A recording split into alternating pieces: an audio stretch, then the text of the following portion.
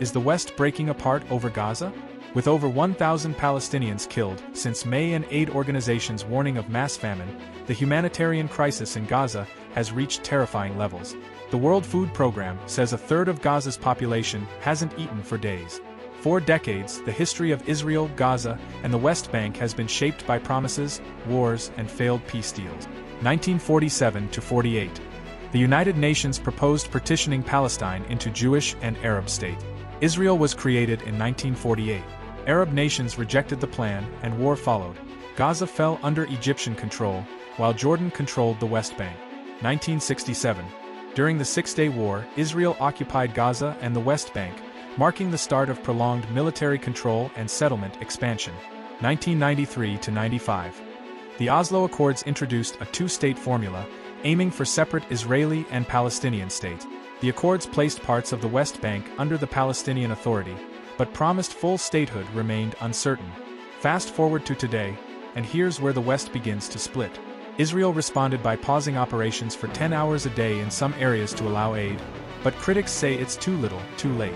Then comes the real drama within the Western Alliance. On July 21, 25 Western and EU countries, including the UK, Canada, France, Italy, and Germany, issued a statement demanding the war in Gaza must end now. A few days later, France announced it would recognize a Palestinian state at the UN this September. The UK and Canada quickly followed. This stance drew sharp criticism from the US and Israel, who rejected Palestinian recognition. Even former Israeli Prime Minister Ehud Olmert warned Israel's plans resembled a potential concentration camp. The backdrop: experts believe Israel's strategy is moving from war toward permanent occupation of Gaza.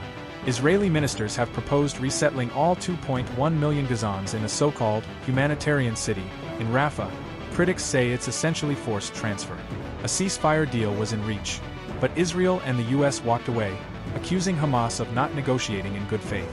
Then there's Trump, flying aboard Air Force One, calling the recognition moves rewarding Hamas, though he admitted he hadn't discussed it with UK PM Keir Starmer. Aid delivery is funneled through the U.S. Israeli-backed Gaza Humanitarian Foundation, yet UN reports suggest Palestinians have been killed while waiting in aid lines.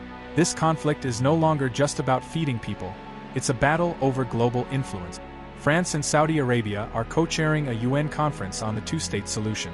But with Israel expanding West Bank settlements and even planning annexation, and without US support, many wonder, can anything change? Over two-thirds of UN member states, 147 of 193, already recognize Palestine, but US and Israeli rejection continues. So here's the question: will the growing rift in the West finally shift the debate on two states? Or is Western unity too fragile to drive change? Let us know your thoughts in the comments. Is the West moving toward a diplomatic split over Gaza? And what does history tell us about whether change is possible? If you like the video, then don't forget to subscribe. It really motivates us to create helpful videos.